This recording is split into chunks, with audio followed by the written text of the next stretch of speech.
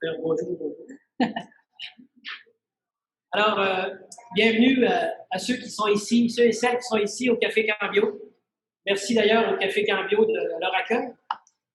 Et ça fait plaisir. Donc, mon nom, c'est Jocelyn Girard. Je suis responsable de la formation à l'Institut de formation théologique et pastorale, IFTP. Et ce soir, on a le grand plaisir de pouvoir tenir une soirée échange sur un thème qui est quand même assez important ces jours-ci, assez pointu, autour de la désinformation. Et nous avons la joie d'accueillir Mme Priscilla Plamondon-Lalancette. C'est ça les trois mots. Je le dis tous les jours. Qui est journaliste à Radio-Canada et qui est également présidente de la section régionale de la Fédération professionnelle des journalistes du Québec. C'est parfait. Et donc, avec elle, ce soir, elle va un peu déposer, mettre sur la table les grands sujets qui peuvent nous préoccuper concernant justement les fausses nouvelles, la rigueur des journalistes, le travail qu'ils font et tout ça. Et nous allons pouvoir recueillir sur le Facebook Live, qui en passant est déporté sur ma page personnelle parce que ça n'a pas marché là, sur la page de prévue. Et puis, donc, il faudra peut-être s'assurer que les gens puissent faire le transfert. Et également sur Zoom. Donc, il y a plusieurs qui ont eu le lien pour Zoom et qui vont nous suivre en direct. Alors, sans plus tarder, moi, je vous passe la parole. Merci. Tous une bonne soirée. Alors, aux gens en présence, bonsoir. Aux gens sur Zoom, sur Facebook aussi, on est multiplateforme. Donc, moi, je suis journaliste à Radio-Canada au Saguenay-Lac-Saint-Jean depuis 2008. Comme le disait Jocelyn, je suis présidente de la Fédération professionnelle des journalistes au Saguenay-Lac-Saint-Jean. J'ai été impliquée aussi au Cercle de presse du Saguenay. Je ne suis pas une experte en désinformation, je suis une experte en information. Mais évidemment, les fausses nouvelles, c'est un enjeu qui nous préoccupe depuis un certain moment déjà. Et ça a atteint un sommet, je vous dirais, avec la pandémie. Donc, je vais vous parler de quelques aspects qui sont, à mon avis, cruciaux et on va pouvoir engager la conversation ensemble. Ça va me faire plaisir de répondre à vos questions. La désinformation, c'est une épidémie qui nous affecte tous collectivement et je la qualifierais, et ça c'est mon avis personnel, ce n'est donc pas un fait, d'arme de destruction massive de la démocratie. Parce qu'avec les fausses nouvelles, on ne fait plus juste vendre des pilules miracles. Maintenant, en fait, il y a une montée fulgurante des adeptes de la théorie du complot et ça, c'est quelque chose qui nous inquiète parce qu'ils en partagent et en consomment davantage, ce qui est dangereux. Donc, les fausses nouvelles qui véhiculent, ça se propage à une vitesse incroyable aujourd'hui avec les réseaux sociaux et ça gagne du terrain aux États-Unis, oui, on entend souvent parler, au Québec aussi et partout dans le monde. Donc, une fausse nouvelle, c'est quoi? C'est une invention. C'est un mensonge qui est créé de toutes pièces, qui prend souvent l'allure d'une vraie nouvelle dans le but de tromper les gens ou de leur faire croire quelque chose. Et avec les fausses nouvelles, il y a aussi les conspirations, c'est-à-dire que les faits se mélangent avec nos opinions et on a une certaine pensée qui devient enchaînée. Donc, vraiment, on y croit à ces nouvelles-là qu'on propage et qui ne sont pas basées sur des vérités, sur des faits. Puis ce qui est important de dire, c'est que la façon dont on consomme de l'information, c'est ça qui englobe notre vision du monde. Donc, si l'information que j'ai vue sur Internet, elle est fausse, elle est exagérée, elle est déformée, bien, je vais prendre des décisions en fonction de ces informations-là que j'ai. Donc, ça contamine d'une certaine façon, si on reprend l'analogie de l'épidémie, notre façon de voir le monde. Et ça devient un enjeu de santé publique parce que si on prend des décisions par rapport aux informations qu'on voit, est-ce que je vais porter un masque ou pas? Bien, évidemment, si mon Facebook est rempli de gens qui partagent des nouvelles anti-masques, par exemple, qui sont basées sur de fausses nouvelles scientifiques, eh bien là, je vais prendre des décisions en fonction de ces informations-là. Donc, c'est un enjeu de santé publique, c'est un enjeu démocratique aussi parce que ça influence comment on vote la désinformation. Et on le voit aux États-Unis, chez nos voisins du Sud, qu'il y a une polarisation de l'opinion publique, donc une polarisation des enjeux, des croyances, et ça fait en sorte que les gens sont plus prompts à partager des fausses nouvelles parce que quand on a des émotions, c'est parce qu'on aime ou on déteste quelque chose. Et quand on aime ou on déteste quelque chose, on a envie de partager notre amour ou notre haine avec la planète entière. Et c'est comme ça que les réseaux sociaux fonctionnent finalement. Il y a des fausses nouvelles, je le disais, qui visent à vendre des choses. Il y a des fausses nouvelles qui sont satiriques. On pense par exemple au Journal de Montréal. Donc, ce sont souvent des nouvelles qui, au final, sont drôles. Au premier abord, on va dire, ah, voyons, ça n'a pas d'allure. Finalement, on lit, on se rend compte que c'est pas nécessairement vrai. Parfois, il y en a qui se rendent pas compte que c'est pas vrai, mais c'est pas grave. Le but, c'est vraiment de la satire.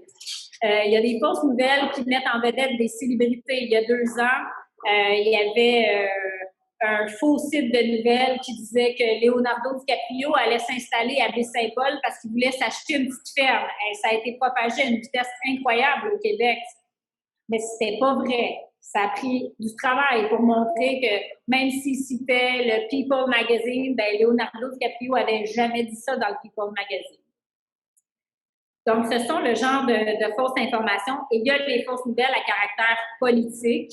Par exemple, lors de la campagne présidentielle américaine de 2016, il y avait le site ETF News qui avait publié une nouvelle disant que le pape François avait donné son appui à Donald Trump. Et c'était un mensonge créé de toutes pièces parce que le pape n'avait jamais donné son appui à Donald Trump. Et ce qui est complètement fou, c'est que de toutes les nouvelles, vraies ou fausses, qui ont été écrites pendant la campagne présidentielle américaine de 2016, c'est la nouvelle qui a été la plus partagée et la plus aimée. Et c'était une nouvelle qui était carrément fausse, donc plus d'1 million de fois. Il y a aussi des canulars comme fausses nouvelles. On en a eu un dans la région cet été.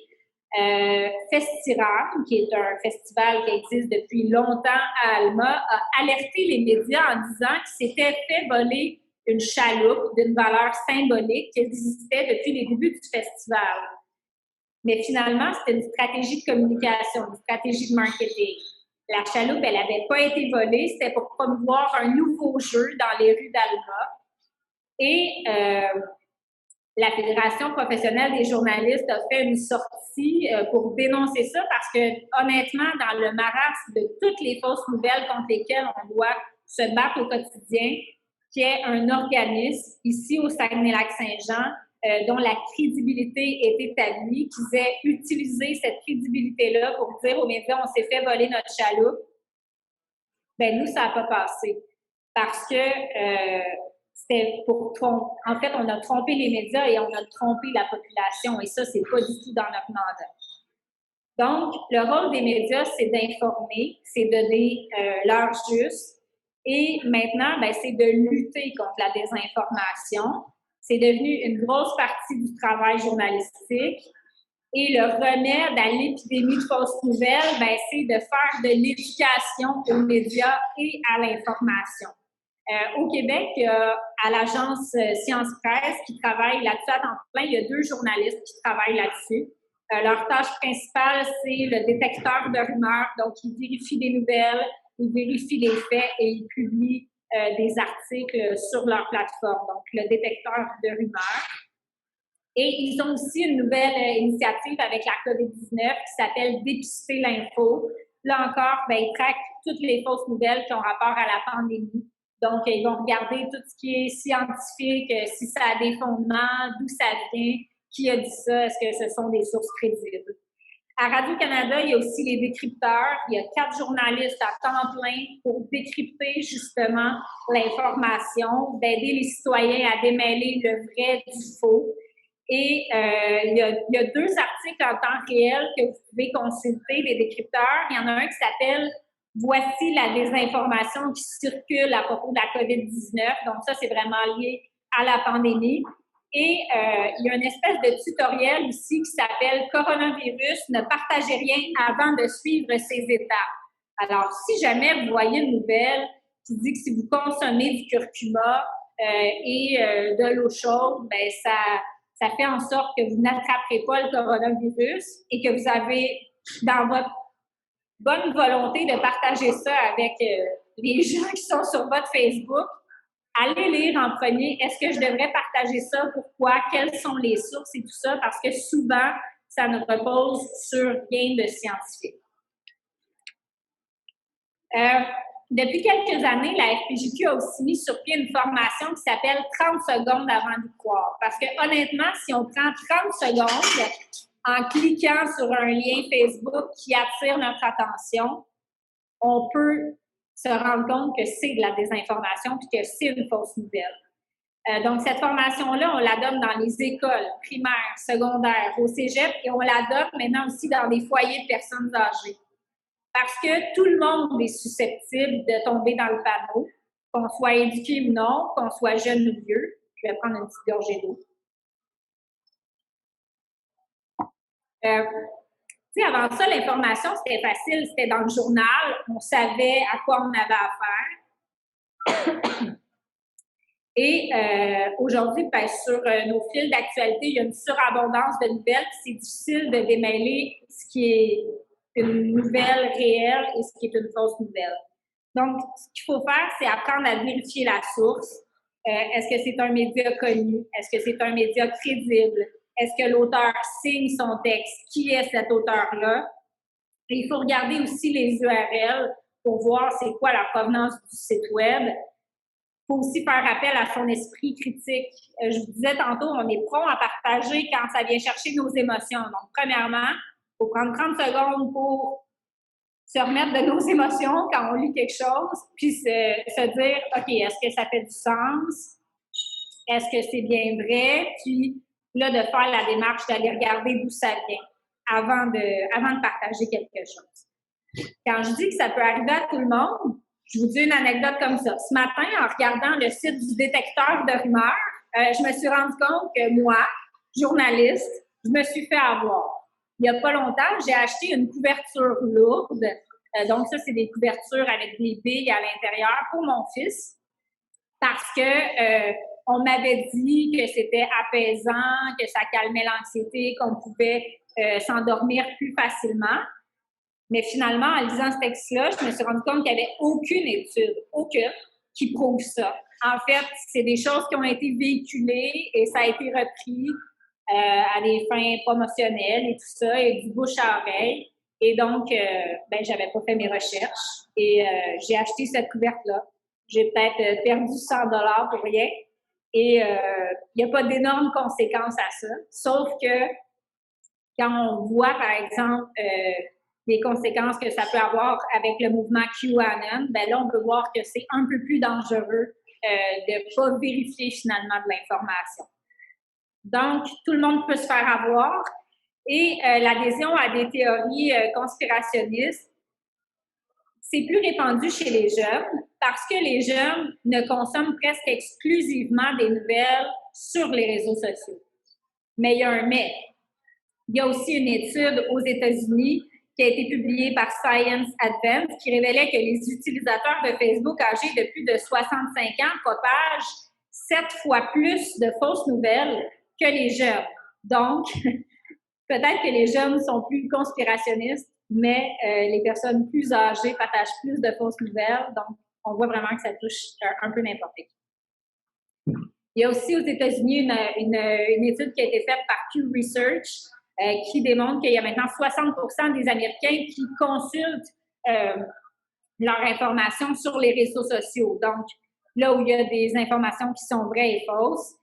Et les créateurs de nouvelles, il faut dire, de fausses nouvelles, ils s'arrangent toujours pour que les fausses nouvelles aient l'air vraies. Donc, des fois, il faut vraiment porter attention parce que le look d'une fausse nouvelle est le même, par exemple, que celui d'une vraie nouvelle.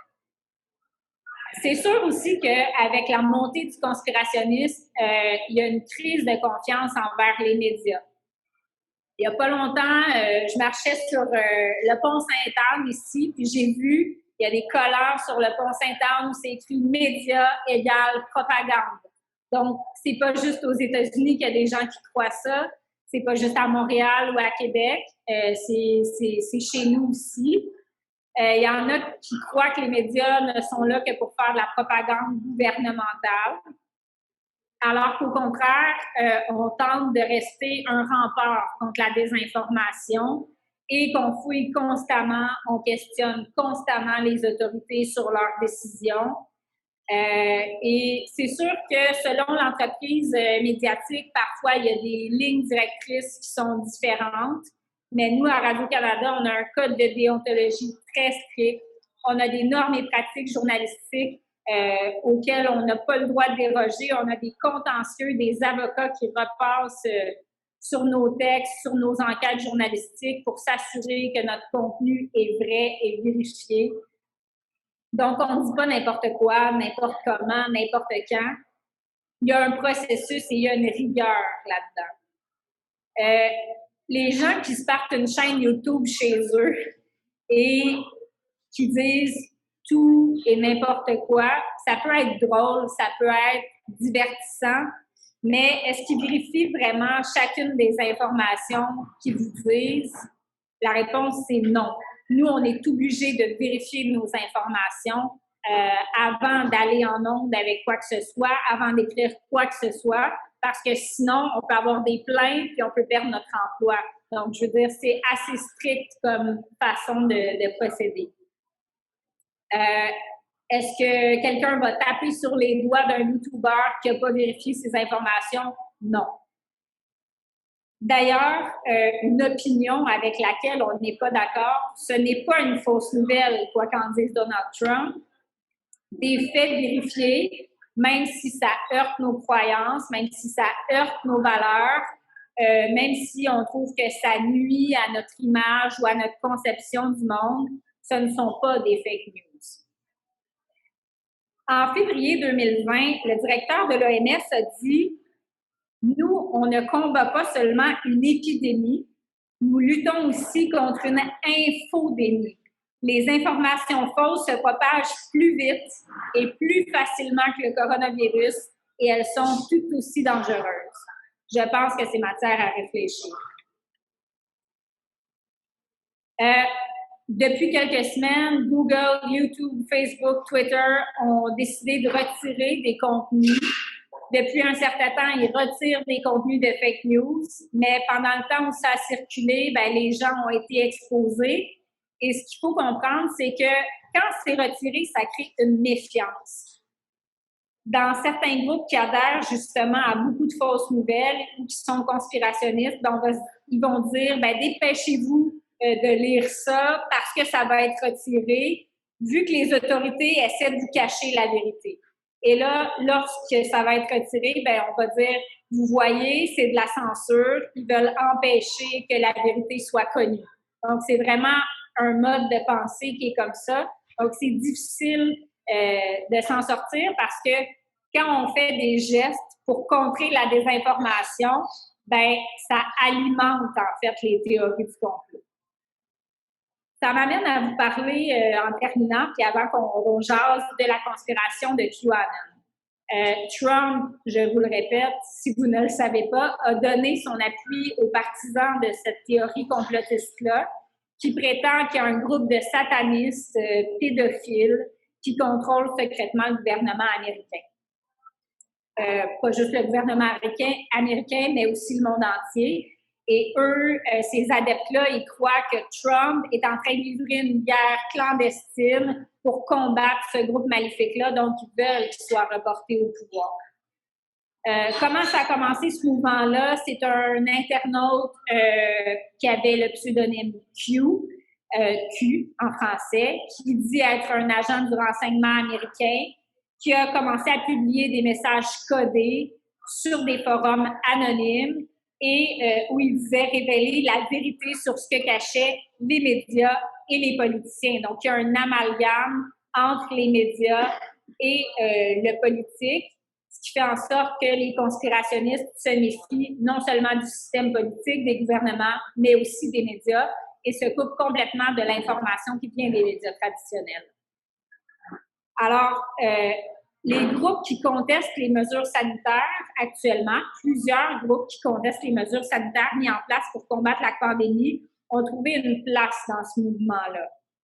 Parce que QAnon a exposé ces gens-là à plusieurs sortes de complots, de conspirations, et c'est un mouvement mondial. Même si QAnon, c'est pour la politique américaine, ça s'est propagé à travers le monde et c'est comme si tout le monde adapte ce message-là localement, dans le fond, à leur réalité. On a vu ici au Saguenay-Lac-Saint-Jean, comme ailleurs, des manifestations anti-masques où il y avait des gens qui refusaient de parler aux médias, qui refusaient de s'identifier devant les médias, qui ont même fait des câlins à une journaliste de Radio-Canada alors qu'ils ne portaient pas de masque. Est-ce qu'ils font partie de ces théories-là? C'est difficile de le savoir. Il n'y a pas d'étude encore qui a été faite sur les groupes au Saguenay-Lac-Saint-Jean, mais on voit qu'il y a une tendance quand même, comme ailleurs au Québec. Et ce qu'il faut dire, c'est que parce que ces gens-là croient à un complot mondial, ben, ils rejettent les droits de la personne. Ils rejettent le système de justice, donc ils ne croient pas à des procès équitables. Ils rejettent la liberté d'expression, si ce n'est que leur liberté d'expression souvent. Bref, ils rejettent à peu près tous les fondements de la démocratie actuelle et d'un État de droit. Donc, si on regarde QAnon, l'idée qui est un peu fondatrice de ce mouvement-là, c'est une idée qui est violente, qui est autoritaire, qui peut s'apparenter à du fascisme. Au Québec, il y a déjà 4 Québécois là, qui adhèrent à la théorie du complot, qui ont été arrêtés parce qu'ils ont fait des menaces justement à des politiciens. Et aux États-Unis, QAnon s'est qualifié par le FBI d'une menace terroriste potentielle. Twitter, Facebook, Instagram, YouTube ont durci les règles au mois d'octobre, ça fait pas longtemps, pour freiner la propagation des théories du complot à des fins violentes, en partie QAnon. Donc, tous les contenus qui faisaient référence à QAnon ont été retirés de ces plateformes-là. Au Québec, il y a la chaîne Radio-Québec qui est un peu au cœur du mouvement anti-masque québécois avec son fondateur Alexis Cossette-Trudel qui a été fermé. Donc là, on se dit, ben il y a une bonne partie de l'infrastructure de ce mouvement-là qui est à terre présentement, donc ils n'ont plus de façon de communiquer. Mais on se rend compte qu'il y a des influenceuses sur Instagram, qu'il y a des jeunes sur TikTok ou d'autres gens sur Facebook, tout ça, qui continuent de propager l'idéologie, mais en ne nommant plus QAnon pour pas que le contenu soit retiré. Donc, sans nommer explicitement la théorie du complot, ben, il y a bien des gens qui continuent d'adhérer sans s'en rendre compte, dans le fond, à ce mouvement-là. Donc, les réseaux sociaux ont porté un coup dur, mais c'était pas le coup de grâce. Ça va continuer d'une autre façon. Peut-être qu'ils vont recruter en allant vers des plateformes qui sont externes, donc des plateformes privées, chiffrées, un peu comme le fait l'État islamique, où il y a beaucoup plus de radicalisation. Et ça, effectivement, c'est inquiétant. Je terminerai en disant que l'humanité a évolué en validant, en vérifiant des informations avec des connaissances scientifiques prouvées. Les médias ont toujours travaillé dans ce sens-là. C'est un outil pour la démocratie, les médias. Et ce qui est inquiétant, c'est qu'on doit de plus en plus mettre l'énergie à contrer la désinformation plutôt que d'informer le public sur autre chose. Et il faut se battre constamment parce que là, il y a un pan de la population qui est difficile à chiffrer, mais qui prend de l'ampleur, qui ne croient plus aux médias traditionnels. Donc, il faut trouver des façons d'aller rejoindre ces gens-là et, comme je vous le disais un peu plus tôt, d'éduquer justement aux médias puis à l'information. Heureusement, il y a encore de la place pour du journalisme de fond, du journalisme fouillé, des enquêtes journalistiques. Récemment, moi, j'ai fait un dossier sur des horreurs que les gens ont vécues à l'orphelinat de Chicoutimi, des années 30 aux années 60. C'est un dossier qui m'a pris 1 an et demi. Il a fallu que je trouve une trentaine de témoins, que je corrobore les faits. Il y a des avocats de Radio-Canada qui ont repassé sur chaque mot de mes reportages pour s'assurer que c'était béton. Et c'est le genre de travail qu'on continue de faire malgré toutes les fausses nouvelles qui circulent. Donc, je vais en discuter avec vous. Je suis preneuse pour les questions.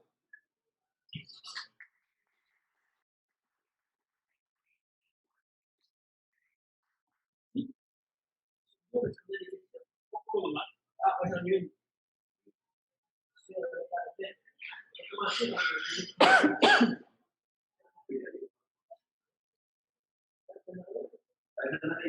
Je pense qu'on parle actuellement de liberté. C'est quand même, la ligne est quand même délicate.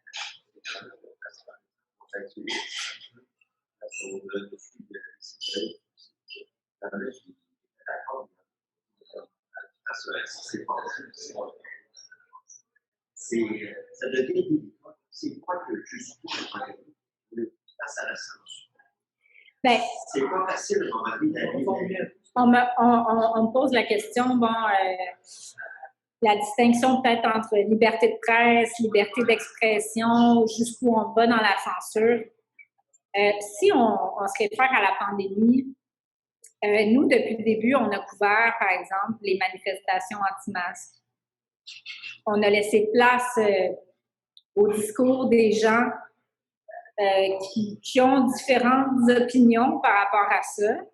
Évidemment, quand ça devient une attaque à notre propre sécurité, il faut revoir la couverture de ces événements-là parce que c'est impossible de penser qu'il y a des journalistes qui puissent être attaqués alors qu'ils font leur travail parce que ça, c'est la liberté de presse. Donc, c'est sûr que la censure,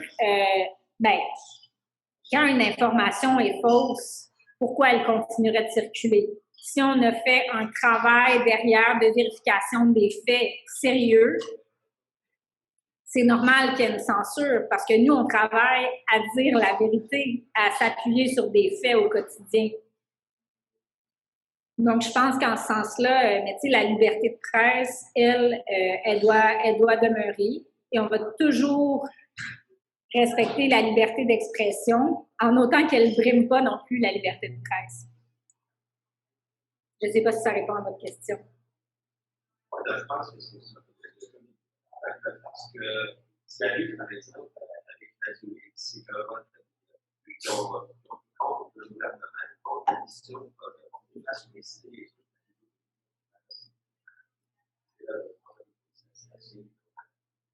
Bien, en fait, c'est ce que je disais, c'est qu'on est dans un état de droit.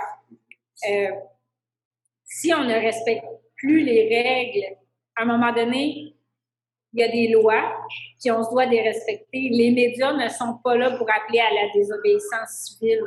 Il y a une limite qui est difficile à franchir. Et je pense que ces décisions-là qui ont été prises par rapport à Radio X, ça allait dans ce sens-là. On peut être d'accord ou non avec ce que le gouvernement nous donne comme règle pour la pandémie. Mais à un moment donné, on tranche et la loi, c'est la loi et le travail des policiers, c'est le travail des policiers.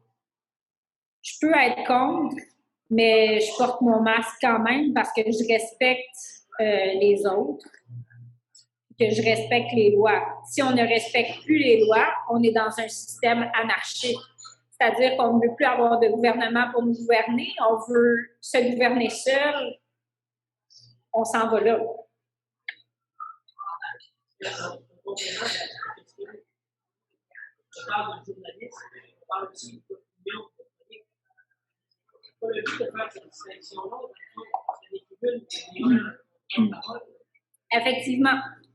Même quand il y avait des journaux écrits et que c'était la source d'information, il y a toujours eu une distinction à faire entre les éditoriaux, les chroniques d'opinion et puis le journaliste. Le journaliste doit se baser sur des faits, doit être équitable et ne doit pas donner son opinion. Alors que, clairement, dans un éditorial ou dans une chronique, les gens donnent leur opinion. Moi, vous ne pouvez pas savoir quelles sont mes croyances religieuses, quelles sont mes croyances politiques, quelles sont mes croyances face à la pandémie, parce que je dois être objective, je dois être neutre dans mon travail, parce que je ne veux pas que les gens pensent que je penche d'un côté ou l'autre, qu'il y ait des apparences de conflits d'intérêts. Pour l'anecdote, ce soir, j'ai soupé avec les gens de l'Institut avant qui ont offert de payer mon repas. Moi, je n'ai pas voulu qu'on paie mon repas parce que si un jour je dois faire un reportage sur l'Institut, ben je veux pas qu'on remette en doute ma crédibilité. Donc, c'est extrêmement important, la crédibilité des journalistes. C'est quelque chose qu'on doit préserver. C'est l'image aussi des entreprises de presse pour lesquelles on travaille qu'on doit préserver. Et c'est pour ça aussi qu'on a des normes et des pratiques journalistiques qu'on respecte à la règle. J'aurais monsieur ici, Pascal, qui pose 2 questions. Oui. La diffusion d'une fausse nouvelle est plus rapide qu'une vraie. Comment réussir à réduire ce temps de vérification qui permettrait de contrer la pub? Une question qui est assez connexe. Faudrait-il légiférer pour sanctionner les diffuseurs de fausses nouvelles? On revient encore à la liberté d'expression et Bon, c'est effectivement vrai qu'une fausse nouvelle se propage beaucoup plus vite. Et par exemple, quand on fait une nouvelle pour dire que c'est une fausse nouvelle, ça ne sera jamais partagé autant de fois que la fausse nouvelle l'a été. Donc, le travail est dur. Comment couper la chaîne? Ça prendrait plus de décrypteurs pour trouver les fausses nouvelles. Il faut que le public soit encore plus alerte pour quand ils voient une fausse nouvelle, ben, qu'ils alertent des médias qui font ce travail-là, de dire au public que c'est une fausse nouvelle. C'est difficile, là, c'est un travail qui est vraiment difficile, qui peut souvent prendre plusieurs jours, alors qu'écrire une fausse nouvelle, ça peut prendre 15 minutes. La deuxième partie de la question, c'était? Faudrait-il pénaliser les diffuseurs? Ben, en fait, c'est que les diffuseurs, ça devient des plateformes comme Facebook, Google, Instagram et compagnie qui maintenant sanctionnent en retirant, mais ce ne sont pas eux qui créent les nouvelles. Ces médias-là sont faits pour vous garder dans le giron, que tout ce que vous consommiez, c'est sur leur plateforme. Ils ont une responsabilité. Et quand on s'est rendu compte en 2016, pendant la campagne électorale américaine, que l'algorithme de Facebook faisait en sorte que tout ce que vous consommez revient finalement au même, ça vous garde toujours dans la même chaîne d'opinion parce que vous interagissez avec des gens qui pensent comme vous et ce qui vous amène comme nouvelle sur votre fil, ben, c'est le genre de nouvelles que vous consommez. Donc, vous ne sortez pas de cette pensée enchaînée-là. Ils ont une responsabilité. Mais comme ce ne sont pas eux qui créent les nouvelles, tout ce qu'on peut leur demander, c'est de retirer du contenu le plus rapidement possible quand on se rend compte que c'est une fausse nouvelle. C'est difficile aussi de retracer parfois qui a créé la fausse nouvelle. Quoique il y a des sites qui sont, tu sais, quand je disais le Journal de Montréal, tout le monde sait que c'est un site de fausses nouvelles. C'est rigolo, tu sais, c'est Crow à l'époque où il y avait ce magazine-là. Il y a des différences aussi entre la portée des fausses nouvelles. C'est difficile de savoir comment on pourrait légiférer là-dessus, je pense. On a vu les gens Facebook et les Twitter commencer maintenant à censurer. Oui. Ce mouvement-là est encouragé de quelle façon? Bien, c'est sûr qu'on encourage la censure sur ces plateformes-là parce que c'est là Et puis moi, j'aime pas le mot censure parce que, je veux dire, on n'est pas à l'époque où on brûlait des livres parce que on voulait pas qu'il y ait de parler de sexe dans la population ou quelque chose. Là. On n'est pas dans ce type de censure-là. En fait, ce qu'on fait, c'est d'enlever de la désinformation pour que les gens aient accès à de l'information vérifiée. Donc, oui, il faut que les Google, Amazon, Facebook, peu importe, toutes ces plateformes-là fassent leur part. Maintenant, tu sais, la dictature du clic, c'est que ces fausses nouvelles-là qui attirent des milliers, des millions de clics, ben ils ont des revenus publicitaires qui viennent avec. C'est pas pour rien qu'ils créent des fausses nouvelles aussi, puis qu'il y a des plateformes, je veux dire, Radio-Québec, là, la chaîne Radio-Québec qu'il y avait sur YouTube, qui avait des centaines de milliers de gens qui écoutaient ce qu'Alexis Cossette-Trudel disait. Il y a eu de la publicité. Donc, c'est ça aussi. Et ces clics-là, cette publicité-là, cet argent-là, va sur des plateformes qui ne sont pas des médias traditionnels, qui se meurent présentement parce qu'ils cherchent des sources de financement. Donc, c'est un cercle vicieux.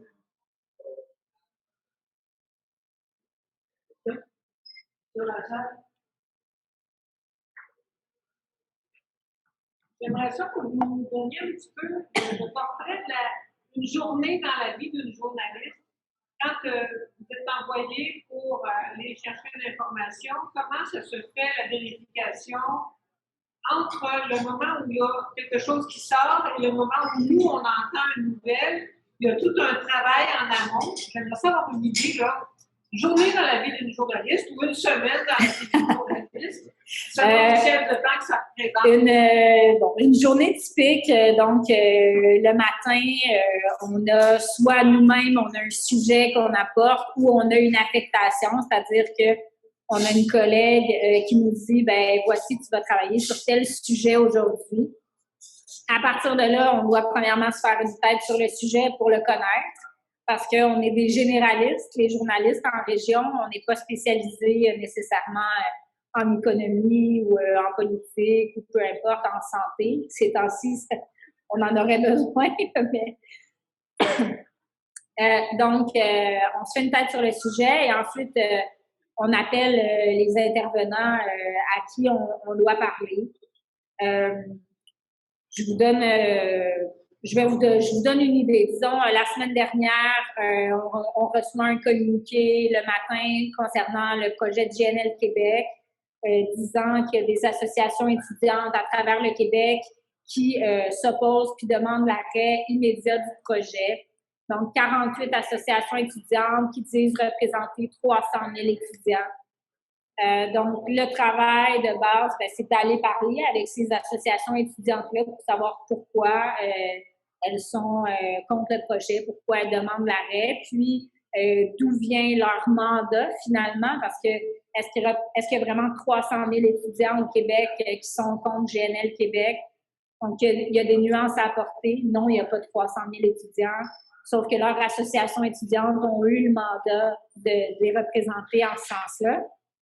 Et là, il y a le travail des entrevues.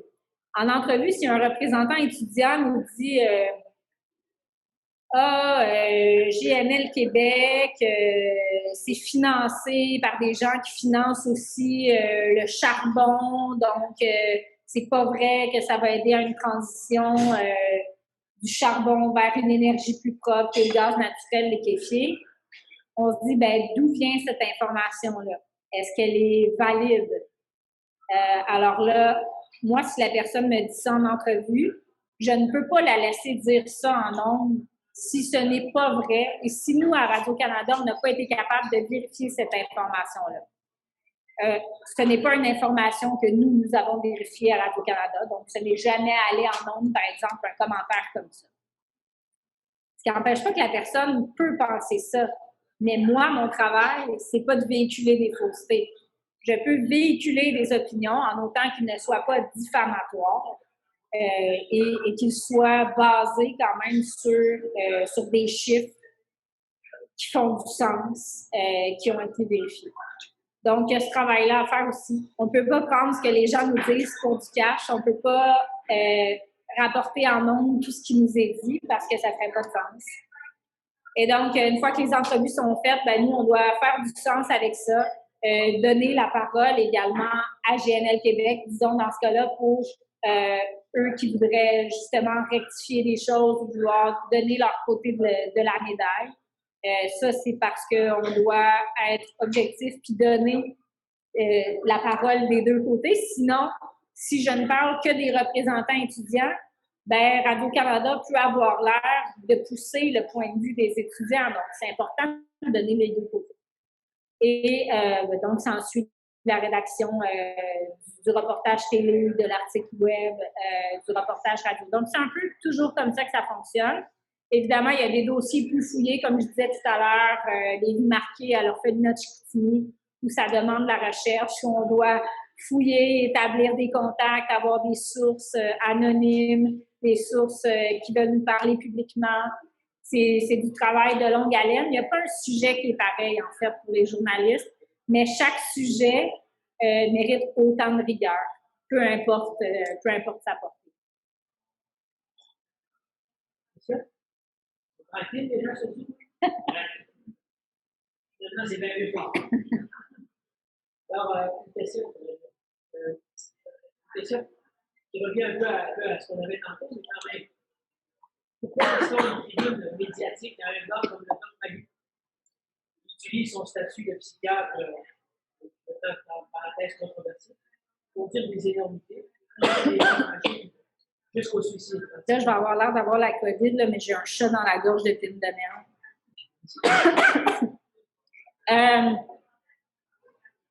C'est une question difficile parce que le Doc Mailloux n'est pas journaliste. Ça, c'est une décision éditoriale. D'avoir des chroniqueurs, ça pourrait être Richard Martineau, ça pourrait être Bernard Drinville. Pourquoi on laisse la parole à des gens comme ça? On laisse beaucoup de place maintenant dans les médias à l'opinion, à la télé aussi. On a des débats politiques avec des ex, avec peu importe, qui vont donner leur opinion. Je ne vous donnerai pas mon opinion personnelle là-dessus.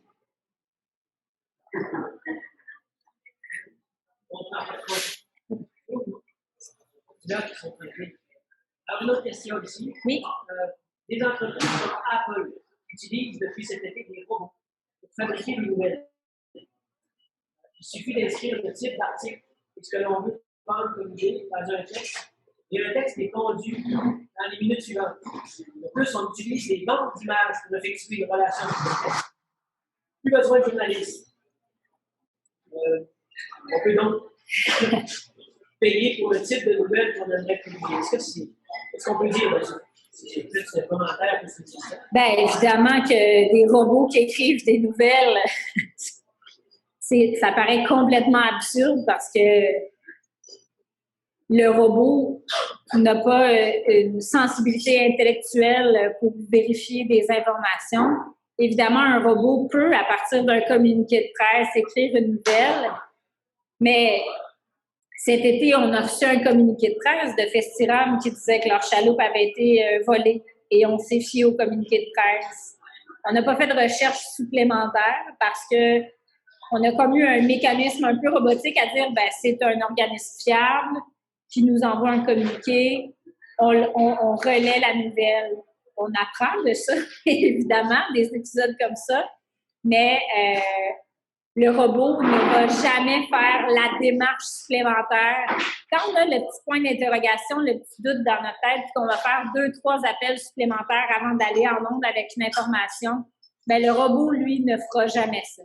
Donc, c'est sûr que le monde journalistique est contre des initiatives comme ça.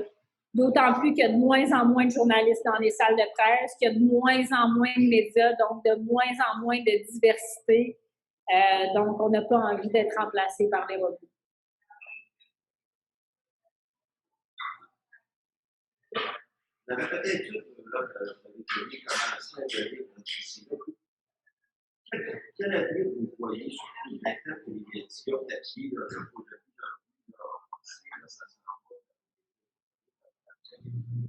Comment vous voyez la vie? C'est une bonne question, comment on voit l'avenir de notre métier. Je vous dirais qu'il faut continuer. Il y a deux choses, en fait. Il y a le journalisme quotidien, donc ce qui se passe dans l'actualité quotidienne, qu'on continue, qu'on n'a pas le choix, finalement, là, de rapporter parce que c'est ce qui se passe au quotidien et c'est ce que les gens veulent savoir.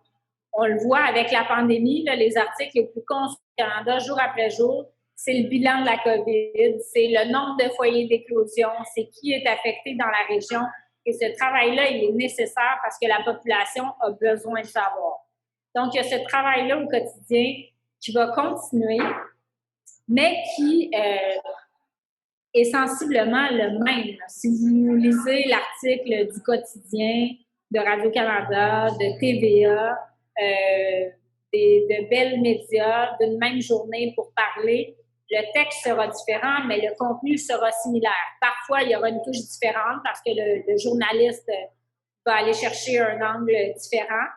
Mais grosso modo, c'est le b.a.-ba quotidien des journalistes. Là où je pense où le journaliste doit continuer de se démarquer, c'est avec du journalisme d'impact. Donc, on remarque qu'il y a un intérêt pour des articles beaucoup plus fouillés, beaucoup plus longs, qui cernent des problématiques en entier. Parce qu'on a tout, là, tu sais, qu'on peut consommer facilement sur des petites nouvelles ou en un paragraphe, on sait ce qui s'est passé. Mais de comprendre des phénomènes, d'avoir des histoires qui sont plus percutantes, qui sortent justement de l'actualité quotidienne. Il y a un appétit des citoyens pour ça et je pense que c'est ce qui différencie aussi les médias et qui fait en sorte qu'on demeure incontournable. Et je pense qu'il va falloir beaucoup miser là-dessus pour l'avenir, pour rester unique, pour pas être le monsieur, madame, tout le monde qui commence à faire un blog d'actualité à la maison. On s'entend. Moi, j'ai absolument rien contre les gens qui décident de prendre la plume, qui décident de prendre le micro, puis qui veulent participer dans la société. Ça fait partie aussi de la démocratie. Tu sais, avant, il y avait le perron de l'église où les gens discutaient. Maintenant, on discute d'une autre façon. C'est correct, il faut l'avoir, ce dialogue-là. Le problème, c'est quand ça devient encarcané dans un schéma de pensée. Là, c'est beaucoup plus difficile. Mais c'est certain que c'est difficile l'avenir des médias parce que les revenus publicitaires qui ont toujours fait en sorte que les médias ont survécu ne sont plus là parce qu'ils sont maintenant sur les Google, Amazon, Facebook, Instagram et compagnie. Donc, faut vraiment se réinventer. Si je parle de ma boîte Radio-Canada, nous, on est tributaire du financement public, on est tributaire de qui est au gouvernement. Mais si vous êtes à TVA, au Journal de Montréal, au quotidien, c'est la publicité là, qui est le nerf de la guerre. C'est comme ça que vous pouvez continuer à rouler. Donc, il faut être assez imaginatif. Ce que je choquant là-dedans, c'est souvent cette façon. Ça, c'est on me parle du fait que, justement, il n'y a pas d'impôt qui est payé. C'est certain que ces plateformes-là, en fait, s'alimentent beaucoup des nouvelles qui sont produites par des médias qui paient leurs journalistes. Donc, quand les nouvelles de Radio-Canada circulent, par exemple, sur Facebook ou Twitter, il y a des gens qui sont payés, mais c'est Facebook qui fait de l'argent en publicité, par exemple, avec ces articles-là. C'est Facebook qui va récolter des clics, qui va récolter une audience, des commentaires, tout ça. Nous, on veut que nos nouvelles soient partagées. On est toujours dans un dilemme moral incroyable parce que notre information, elle coûte quelque chose. Pour informer les gens, ça coûte quelque chose, ça a un prix.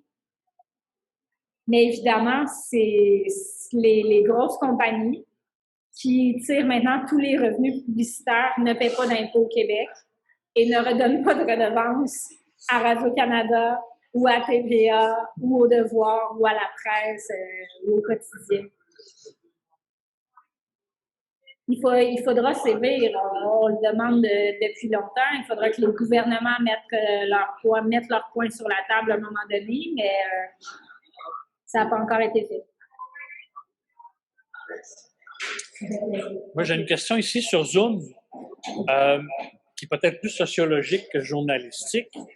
Pourquoi aux États-Unis, la base de Trump continue-t-elle à le suivre quasi aveuglément, même si les débusqueurs de fausses nouvelles et de mensonges ne cessent depuis le début de sa première campagne électorale à relever toutes les faussetés qu'il propage?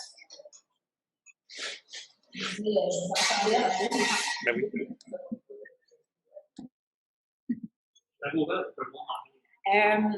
C'est vrai que c'est sociologique. Quand je disais tout à l'heure, la pensée enchaînée, en fait, c'est que si on regarde un peu le mouvement qu'a créé Donald Trump, il a profité de la polarisation, en fait, de l'opinion et il s'est attaqué à un créneau très précis pour aller chercher son électorat et il maintient un schème de pensée, une pensée qui est encarcanée dans sa vision du monde. On disait un peu plus tôt que quand on regarde des discours de Donald Trump, quand il y a des vérifications des faits qui sont faits par les journalistes, il y a à peu près la moitié du discours, en fait, qui est fausse, qui s'appuie sur des mensonges qui ne sont pas de réalité.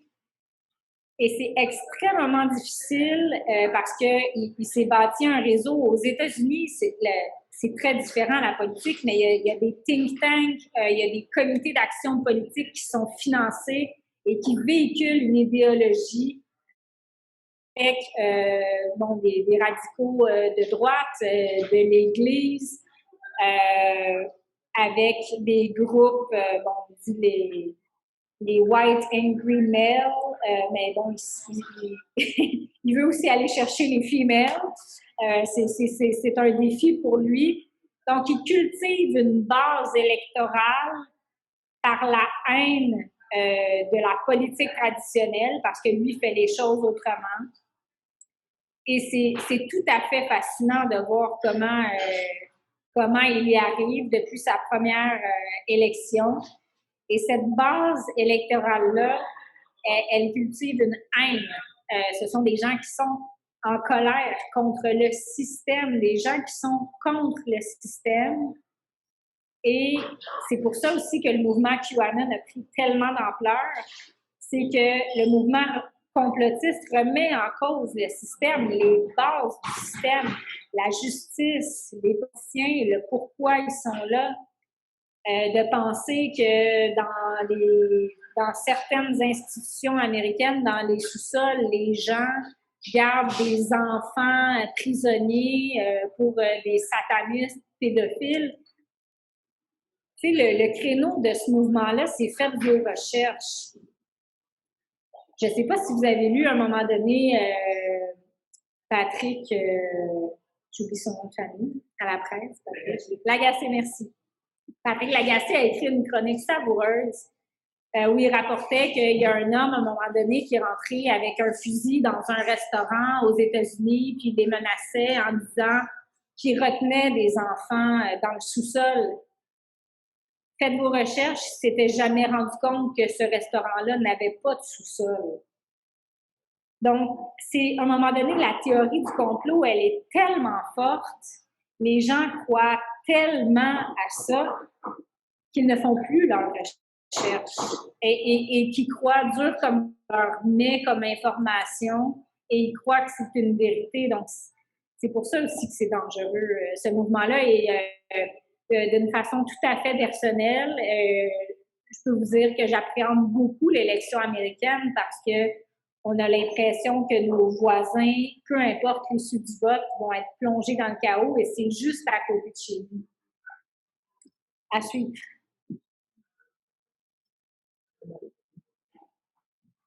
On a mentionné plusieurs fois les réseaux sociaux, les médias sociaux. C'est sûr que Radio-Canada, par exemple, est présent sur les médias sociaux. Mais est-ce que le développement de ces médias sociaux a aussi changé la manière d'informer dans les médias plus traditionnels, dans les reportages à la télévision et dans les journaux, est-ce que ça a accéléré le rythme, par exemple, de l'information qui doit circuler? Est-ce que ça a changé quelque chose? Bien, c'est certain qu'avec les réseaux sociaux, maintenant, la nouvelle, elle est instantanée. Du moment que ça sort, avant ça, tu sais, on attendait le prochain bulletin de nouvelles radio, on attendait la copie du journal le lendemain matin, ce qui nous laissait plusieurs heures pour prendre la nouvelle, y réfléchir, aller plus loin. Là, on est dans l'instant présent, l'instantanéité, l'alerte qui va être envoyée en premier par tel média pour dire il y a tant de nouveaux cas de COVID aujourd'hui, il y a tant de morts, etc. On est là, ça se passe là, il faut que l'information soit là pour les gens parce que les gens la veulent là aussi. C'est un peu comme tout le reste de la société où tout se passe en accéléré. Les réseaux sociaux sont fidèles à ça, à cette image-là. Donc oui, il a fallu accélérer les choses et on n'a pas toujours le pas de recul face aux nouvelles qu'on livre. Donc, on les livre là avec les informations qu'on a qui sont vérifiées, qui sont vraies. Si on doit prendre plus de temps, on le dit dans une salle de nouvelles. Je peux pas aller tout de suite en monde avec ça. Je peux pas écrire ça tout de suite parce que j'ai des vérifications à faire. Puis je pense qu'on est peut-être en train de se faire avoir. Il y a peut-être des gens qui veulent nous instrumentaliser là-dedans, puis c'est pas notre rôle, hein. Donc, on est capable d'avoir quand même ce recul-là, mais c'est vrai que tout va plus vite. Donc, pour de l'information où on a le où, quand, comment, qui, on la livre là. Et on se dit après ça, demain, j'irai plus loin, on fouillera tel aspect. Et on ira avec un autre aspect de la nouvelle. Donc, la nouvelle, elle a changé parce qu'avant ça, le cycle d'une nouvelle, c'était à peu près 24 heures. Quand j'ai commencé dans le métier il y a 12 ans. Aujourd'hui, là, la nouvelle du matin, rendue le soir, c'est une vieille nouvelle. Il faut avoir autre chose. Sinon, on est ennuyant. Par exemple, à 18 h le soir au téléjournal, si on dit quelque chose qui était dans le journal le matin, tout le monde l'a déjà lu, l'a déjà vu sur son Facebook, son Twitter, son peu importe. Donc oui, il y a un appel à se renouveler constamment puis à offrir de la nouveauté aussi. Dans les nouvelles. Fait que ça, effectivement, ça a changé nos façons de faire depuis quelques années. En complément à ça, vous disiez tout à l'heure qu'il y avait l'importance du journalisme d'impact et des études plus fouillées qui demandent des enquêtes plus longues. Il y a quand même des gens le public qui va s'intéresser à ça, même s'il y a une grande consommation d'informations instantanées. Vous pensez qu'il y a encore de la place pour que des gens cherchent ce genre d'informations plus la complexité est honorée par des recherches plus élaborées? Tout à fait. Donc, la question, c'est est-ce qu'il y a vraiment de la place pour des contenus plus élaborés, plus fouillés, plus longs? Nous, à Radio-Canada, on a tous les jours les chiffres en temps réel des contenus sur notre page web qui sont... en fait, on peut voir en temps réel il y a combien de personnes qui lisent une page. Et on peut voir à la fin de la journée combien de fois les articles ont été consultés, pendant combien de temps les gens ont passé sur cet article-là. Et quand on fait un format plus fouillé, des formats longs, on se rend compte que les gens, ils lisent habituellement à peu près jusqu'à la fin, même si ça prend 15 minutes. Et il y a donc cet appétit-là, et on le voit souvent, ces formats-là qu'on développe, qui prennent de temps, beaucoup plus de moyens, souvent, ils sont consommés et ils valent la peine. Sinon, on n'investirait pas là-dedans. Parce que de retirer des ressources qui sont sur le day-to-day, le jour, l'information quotidienne, ça a un coût pour les entreprises de presse. Donc, tout ça est quantifié maintenant avec les outils qu'on a pour voir si effectivement il y a un appétit. Et oui, il y a eu des sondages aussi qui ont été faits avec des focus groups et tout ça. Et les gens, comme il y a instantané, ils veulent aussi des choses vraiment plus particulières avec plus de photos, plus d'émotions, plus fouillées, qui sortent justement des histoires quotidiennes, des choses qui vont les surprendre aussi. Je viendrai peut-être avec un caractère instantané qui nous fait, surtout par les médias sociaux. Pensons à prof de l'Université d'Ottawa qui a dénoncé plus rapidement que Philippe sur les réseaux sociaux. Pensons même à l'attentat terroriste en France. Quand justement un prof, dans le cadre de son cours, finalement, est dénoncé, ça finit par un meurtre, l'assassinat. Il y a peut-être une réponse à ça. Comment les médias vont pouvoir aller au-devant de ce lynchage public, trouver les moyens d'aller l'avertir? Ben, honnêtement, je ne pense pas jamais que les médias vont aller plus vite que les réseaux sociaux qui s'enflamment et le lynchage public et tout ça. Par contre, il y a un travail qui est fait dès que ça arrive pour remettre les choses en perspective. Et je pense que ça va continuer de se faire. Mais je ne pense pas qu'il n'y a aucune façon par laquelle les médias vont devancer ce genre de... Je ne sais pas comment les qualifier en étant politiquement correct. Mais parce que Jocelyn parlait soit de la professeure de l'Université d'Ottawa qui a été suspendue pour avoir utilisé le mot qui commence par F, et également cet enseignant en France qui a été décapité concernant les caricatures de Mahomet dans sa classe. C'est sûr que la toile s'enflamme avec des choses comme ça, puis nous, on n'a pas de contrôle là-dessus. Par contre, ce qu'on peut faire, c'est y réfléchir plus en profondeur que l'opinion instantanée qui est donnée. Je veux dire, la place des médias, elle est là aussi, elle est d'aller plus loin politiquement, sociologiquement, historiquement, d'y aller en profondeur. À un moment donné, les gens ont besoin de se décoller. Là, qu'est-ce qui se passe, qu'est-ce que j'en pense, puis de mettre de la perspective à tout ça. Donc ça reste crucial que les médias fassent ça au quotidien, surtout quand il y a des événements comme celui-là. Il va y avoir un volet éducatif aux médias traditionnels, justement, avant de prendre de ce qu'en fait, avant de vous énerver, commencez par réfléchir, respirer dans le nez, informez-vous, c'est ça.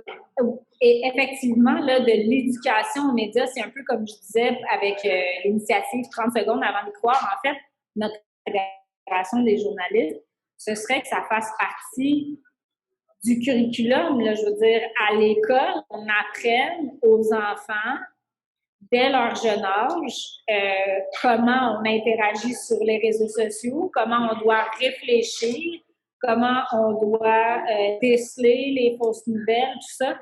Je pense que ça fait partie d'être un bon citoyen. Tu sais, c'est une éducation à la citoyenneté aussi, de savoir c'est quoi une bonne information, comment ça fonctionne les médias, comment on devrait agir sur les médias sociaux aussi. Je pense que tout le monde s'en porterait mieux, en fait, puis qu'on éviterait des dérapages comme il y en a présentement ici, mais ailleurs sur la planète. Mais je ne pense pas qu'actuellement, c'est une priorité du gouvernement. Je pense qu'ils ont d'autres choses à fouetter. Juste une précision, votre formation que vous donnez justement aux médias, les formations, ça La formation 30 secondes avant le soir? C'est un cours qui peut durer 30 minutes, 1 heure. On peut l'adapter, on peut l'allonger, on peut donner des exemples parce que des exemples, il y en a tellement. Sauf que souvent, il y a des demandes qui sont faites pour aller dans les écoles, tout ça. De plus en plus, on essaie d'en donner, là, mais ça prend des demandes, ça prend des gens pour donner les formations. On a commencé l'an dernier à avoir du financement pour ça, gouvernemental, du financement de diverses sources aussi avec la Fédération des journalistes, parce que nous, notre financement, c'est le membership. Donc, au début, on payait ça finalement de nos poches, de donner, parce que ça nous tient à cœur, de donner ces formations-là. Et là, on s'est rendu. Il y a des instances qui se sont rendues compte que c'était pas juste de notre ressort, c'était du ressort de toute la société. Donc, Il y a de plus en plus d'accessibilité à ces formations-là. Vous pouvez les demander à la Fédération professionnelle des journalistes du Québec. Vous serez d'accord que ce serait une deuxième soirée ce soir? Vous aimeriez un cours pour savoir comment déceler les fausses nouvelles? C'est tellement de l'habitude parce que une chose qui est importante, c'est d'avoir une écoute, justement de voir l'information qui Vous avez tout à fait raison. Honnêtement, tout le monde devrait avoir cette formation-là parce que, comme je vous disais, même moi, je me fais prendre des fois. Puis, je ne sais pas si vous vous souvenez, à un moment donné, on avait vu qu'il y avait une nouvelle, qu'il y avait un sous-marin nazi qui avait été retrouvé dans le lac Saint-Jean. Au début, tu sursautes, puis à un moment donné, tu te dis, ben non, mais ça ne peut pas être vrai. Là, tu te mets à regarder, tu te dis, bon, OK, c'est pas vrai. Mais il faut le développer, cet esprit critique-là de trouver les fausses nouvelles, de les repérer. C'est pas évident. Il ne faut pas jeter la pierre à personne non plus. T'sais, on n'est pas idiot parce qu'on ne décèle pas une fausse nouvelle. C'est fait pour nous tromper. Donc, je veux dire, ça arrive dans toutes nos familles, que des gens, à un moment donné, une tante, un oncle, une nièce qui partagent quelque chose, puis là, ben, je vais écrire, bon, ben, c'est pas vrai ce que tu as partagé, puis j'envoie le lien vers la vraie nouvelle. Mais c'est pas juste mon travail à moi comme journaliste, ça devrait être le travail de tout le monde. Ça devrait être une préoccupation de chaque citoyen de faire ça, finalement. Mon humble avis. Parlé tout à l'heure, de ne pas donner votre opinion, tout ça. Mais à quelque part, vous êtes une opinion. Il y a sûrement des choses qui arrivent parfois qui vont aller vous chercher profondément. Avez-vous des méthodes, avez-vous des personnes pour vous aider justement à vous détacher et aller être mieux à transmettre cette nouvelle-là? Et si des fois ça vous dépasse, est-ce que ça peut arriver pour vous donner le sujet à un collègue? Alors, on me demande comment on gère nos émotions parce qu'on doit être objectif et neutre dans notre traitement. C'est pas toujours évident. Il y a des choses en particulier quand on doit couvrir des décès tragiques, par exemple. Moi, j'ai pas peur de dire que ça m'est souvent arrivé de pleurer juste avant d'entrer en ondes ou d'avoir eu la larme à l'œil en ondes en présentant un reportage. On est humain, effectivement, on a des émotions. Je pense juste que quand on est journaliste, on décide, c'est un peu une vocation dans le sens qu'on décide d'être objectif au nom de l'information publique, au nom de l'intérêt public. Et j'en ai des opinions. Puis quand je suis chez moi dans un souper, je te dis ce que je pense. Mais pour conserver ma crédibilité, il n'y a personne à l'écran qui a besoin de savoir ce que je pense. Tout ce qui importe, c'est que je leur dise quels sont les faits. Donc oui, des fois, il faut prendre des bonnes respirations puis réussir à se détacher de notre sujet. Il y a des sujets, quand on n'est vraiment pas à l'aise, qu'on peut dire à notre rédacteur en chef, moi, je suis pas à l'aise de couvrir ce sujet-là, ça vient trop me chercher, je serai pas capable d'être objective, donne à quelqu'un d'autre. On peut très bien faire ça parce que c'est sûr que c'est pas toujours évident, puis qu'on est des humains, comme vous dites. Donc, mais je pense que plus, honnêtement, au début, quand j'ai commencé, je trouvais ça extrêmement difficile. Parce que moi, j'ai toujours été une fille qui aimait ça, débattre, puis dans mes classes, à l'université, peu importe. J'ai toujours aimé débattre. C'est quelque chose que je fais dans la sphère privée. Puis je sais que dans la sphère publique, mon mandat, il est autre. Puis pour préserver justement le fait que les gens me font confiance, quand ils voient qu'il y a une nouvelle qui est signée par Priscilla Plamondon La Lancette, ils savent qu'ils peuvent me faire confiance, puis ce lien-là, je peux pas le briser en disant ce que moi je pense, parce qu'après ça, il y a une frange de la population qui ne me fera plus confiance parce que je penserai pas comme eux. Donc, je pense que c'est nécessaire, puis ça devient plus facile avec les années, disons.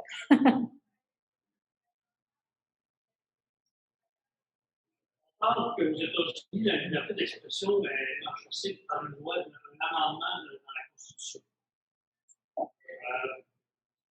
Ça causait des polarisations qui vont être assez extrêmes, mais à ce moment, est-ce qu'au Québec, on n'est pas en train de s'américaniser en valorisant la liberté d'expression au dépend de l'information?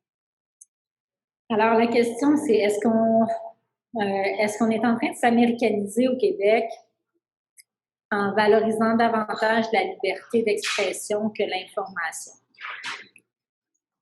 Je pense que c'est une grande réflexion. Je ne serais pas prête à dire, bien, évidemment, tout ce qui se passe aux États-Unis a un impact sur nous. Je ne sais pas. Je ne serais pas capable de dire si la liberté d'expression au Québec, au Canada, est plus importante que la liberté de presse ou l'information. Je pense que c'est difficile. Ce serait difficile de quantifier les deux. Ce qui est certain, c'est que l'information est mise à mal. Puis pour certains, la liberté d'expression est mise à mal aussi. Donc, c'est une question à laquelle je ne suis pas capable de répondre, bien honnêtement. Ça m'arrive. Est-ce que, on va revenir un peu à ces idées-là, il existe un biais de confirmation.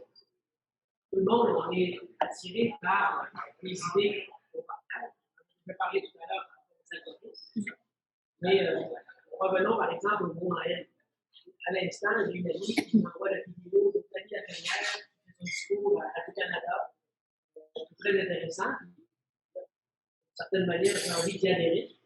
Et quand j'entends, tout le monde en parle dimanche soir, 4 représentants de la communauté noire dénoncer l'usage du mot en haine, une question de sensibilité, d'histoire, on a envie des fois de choisir l'axe ou le bon représentant de la communauté des victimes qui vont finalement un peu nous conforter. Comment on gère tout ça? Parce que c'est pas évident. Actuellement, ce mot en haine divise même dans la communauté noire, même entre les nationalistes et les anti-fascistes, et ainsi de suite.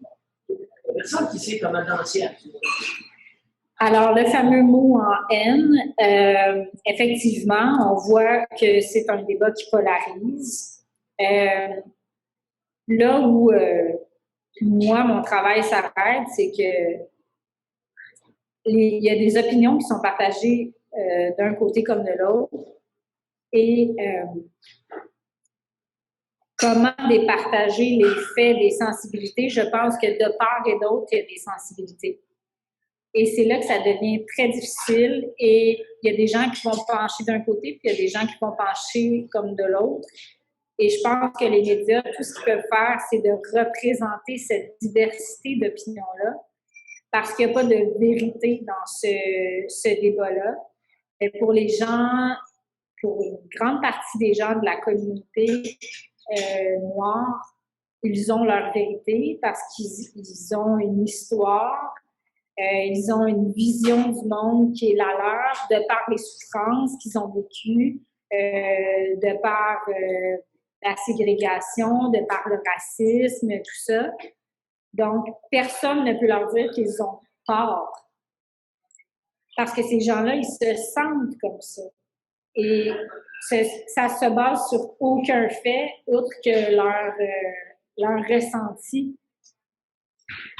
S'il y a d'autres gens qui disent, ben écoutez, pour faire des recherches universitaires, pour faire des réflexions, on doit être capable de parler du mot en haine sans être obligé de faire de flafla, etc. Ben, ils ont aussi un discours qui se tient. Et moi, je ne peux trancher entre les deux. Donc, effectivement, vous pouvez être tenté d'aller d'un côté comme de l'autre, de partager le discours de M. Laferrière ou de partager celui de gens de la communauté qui ne veulent plus que ce mot-là soit utilisé. Et vous n'êtes pas dans l'erreur. Il n'y a pas de fausses nouvelles là-dedans. Donc, ce sont des opinions qui se valent d'un point de vue comme de l'autre. À un moment donné, il y a des situations aussi, il y a des débats, puis c'est correct d'avoir des débats de société. On a un problème quand on n'est plus capable d'avoir de débats, puis qu'on est emmuré aussi dans notre vision du monde. Ce qui est intéressant, ce que dit Jocelyn, c'est que tu vas voir des deux côtés. Tu entends les deux côtés, puis tu trouves que les arguments des deux côtés sont intéressants, puis t'interpellent. Donc, il y a un travail aussi intellectuel de toujours aller voir de l'autre côté qu'est-ce qui se dit. Des fois, ça change notre perception des choses, mais il faut avoir cette ouverture-là. Mais du moment où on est encarcané dans une vision et qu'on se coupe complètement de canaux d'information, comme QAnon, qui rejette entièrement les médias traditionnels parce qu'ils disent qu'on complote avec le gouvernement, finalement, ben ils se coupent complètement d'une partie de l'information, puis ils ne veulent pas voir souvent les deux côtés de la médaille. Donc, il est là le danger. Et non le fait d'avoir des opinions. Tout le monde a des opinions. Puis on va continuer d'en avoir. Puis si on peut continuer de débattre correctement en n'étant pas chacun de notre côté, puis à s'arracher les cheveux. Tu sais, c'est ça aussi, on a un problème de société à être capable de débattre correctement, de le faire de façon civilisée.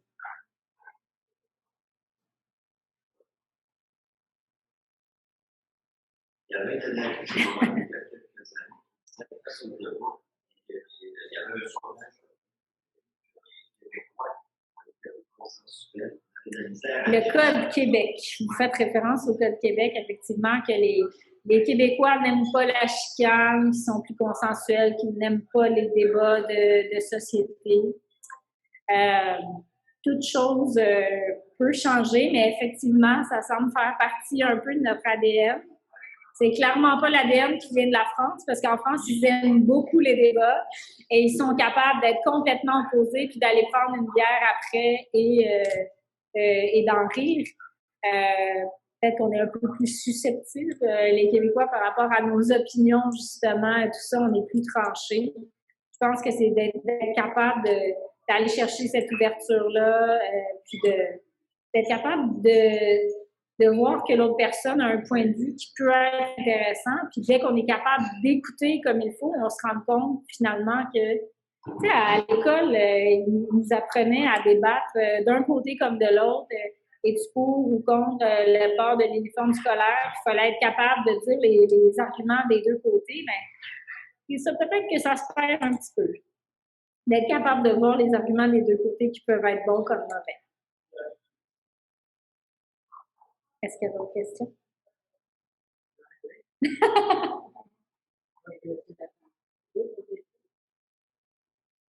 J'oserais peut-être en poser une qui me vire dans la tête depuis le début. Tu parlais tout à l'heure de la rigueur à laquelle vous astreignez comme journaliste, entre autres à Radio-Canada. Je vais poser une question concernant quelqu'un qui travaille à Radio-Canada. Mais est-ce qu'un gars comme Infoman ne contribue pas d'une certaine façon à discréditer un peu le travail politique et justement le travail que vous faites dans les médias? Est-ce qu'un gars comme Infoman discrédite le travail qu'on fait dans les médias? Je pense qu'il faut être capable de rire aussi de notre société. Le rire, ça fait partie des choses qui nous font du bien. Je pense que le travail que fait Infoman, et ça, c'est vraiment de mon opinion, il est complètement à part du travail journalistique qui est fait à Radio-Canada dans les bulletins de nouvelles. Il amène sa saveur, il va poser les petites questions malaisantes que nous, on ne posera pas.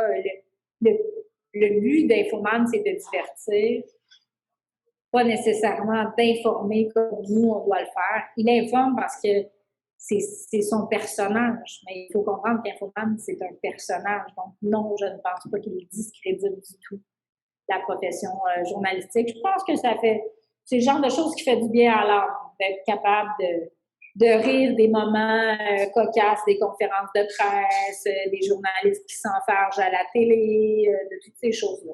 Ouais. C'est factuel. C'est pas carrément, Infoman, carrément, il ne fait pas de la désinformation. Jamais. C'est simplement qu'il va tourner des choses en ridicule pour en rire, pour taquiner, ou tout ça, ou créer des malaises. C'est qu'on apprend des choses. Ils montrent des faits qui sont alternatifs, qui sont à côté de la grande information. Moi, j'apprends des choses par rapport à certaines situations. On voit les coulisses, on voit le derrière de la scène. Effectivement, quand il va aux Olympiques, il fait un peu ce travail-là aussi. Donc, je pense que ça a sa place, en fait, vraiment.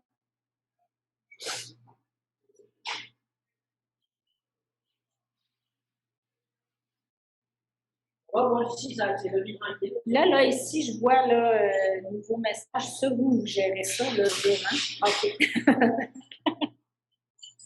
Quelqu'un qui dit c'est instructif, merci, on commence à avoir des mots de reconnaissance. Parfait. Ben, quand on a fait le tour, vous me le dites et puis.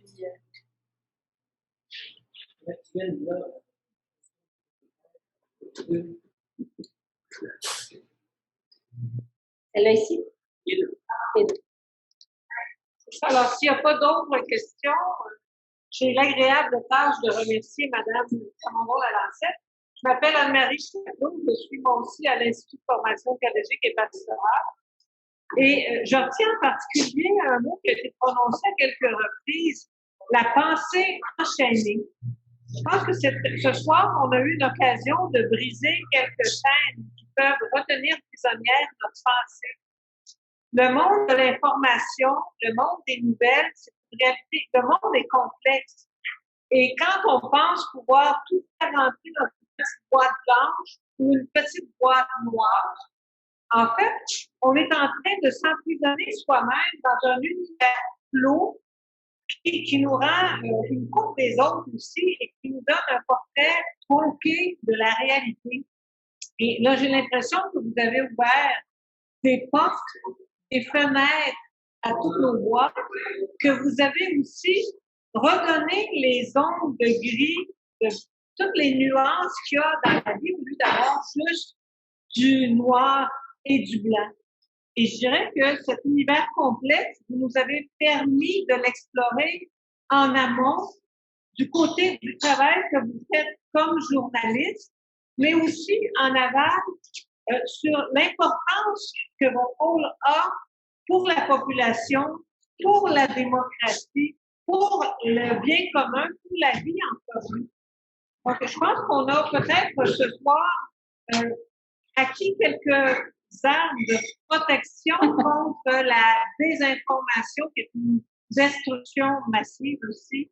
Alors, pour tout ça, je vous remercie chaleureusement d'avoir répondu très généreusement à notre invitation. Et on ne vous en veut pas, même si vous n'avez pas accepté qu'on pouvait le suivre. On comprend très bien, on voit dans votre manière d'être qu'effectivement, votre code de déontologie est quelque chose que vous prenez au sérieux parce que vous voulez faire un vrai travail de journaliste, un travail absolument essentiel. Alors, merci à vous et à tous vos collègues qui font ce service à la société. Merci. Merci beaucoup. Merci à tout le monde.